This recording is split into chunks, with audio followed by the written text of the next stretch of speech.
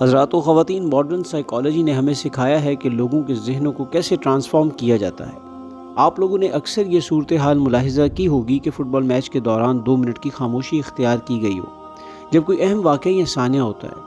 کسی حادثے میں کثیر اموات واقع ہو جائیں تو ان کی یاد کے طور پر دوران میچ ایک سمبولک خاموشی اختیار کی جاتی ہے۔ اسی طرح کبھی نیوز کاسٹرز خبروں کے دوران سیاہ پٹی باندھے نظر آتے ہیں، جس کو احتجاج کی علامت بتایا جاتا ہے۔ ایسا کیوں کیا جاتا ہے؟ یہ وہی ذہن سازی ہے جس کا ذکر میں آپ سے شروع میں کر چکا ہوں۔ اگر ہم مسلمان ہیں اور ہمیں یقین ہے کہ اللہ رب العزت اس کائنات کے آقا اور ساری طاقتوں اور قوتوں کے بلا شرکت غیر مالک ہیں، تو پھر اللہ کے سپریم پروٹوکول کا تقاضا ہے کہ اللہ کی یاد ہمارے دلوں اور ذہنوں میں ہر لمحہ موجود رہے۔ اپنے اس پروٹوکول کی سب سے اہم گائیڈ لائن یا SOP جو اللہ تعالیٰ نے ہمیں بتائی ہے وہ نماز ہے۔ اللہ سبحانہ و تعالیٰ سورہ طٰہٰ میں فرماتے ہیں، اقم الصلاۃ لذکری، نماز کو قائم کرو میری یاد کے لیے۔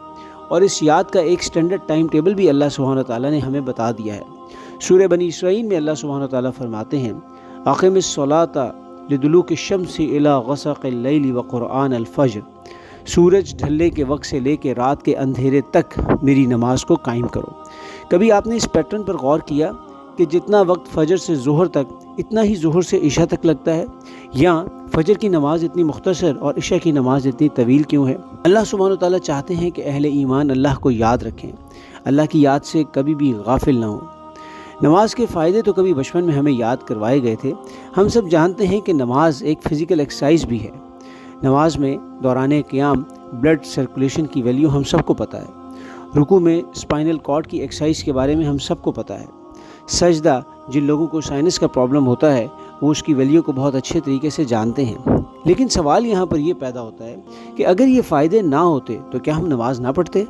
اصل میں تو نماز کی روح وہ محبت ہے جو اللہ سبحانہ و تعالیٰ کے ساتھ اس کے بندے کو ہوتی ہے۔ اگر وہ محبت نہیں ہے تو اقبال نے پہلے ہی کہہ دیا تھا، میں جو سر بسجدہ ہوا کبھی تو زمیں سے آنے لگی صدا، تیرا دل تو ہے صنم آشنا، تجھے کیا ملے گا نماز میں؟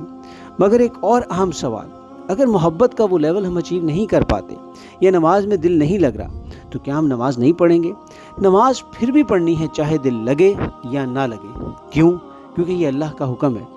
کہیں پہ بچوں سے سوال کیا گیا کہ بچوں کون نماز نہیں پڑھتا، تو بچوں نے بڑے بڑے پیارے جواب دیے۔ کسی نے کہا جو سو رہا ہوتا ہے وہ نماز نہیں پڑھتا، کسی نے کہا جو فوت ہو گیا ہوتا ہے وہ بھی نماز نہیں پڑھتا، کسی نے کہا جو کافر ہوتا ہے وہ نماز نہیں پڑھتا، اور کسی نے کہا کہ جس کو نماز نہیں آتی وہ نماز نہیں پڑھتا۔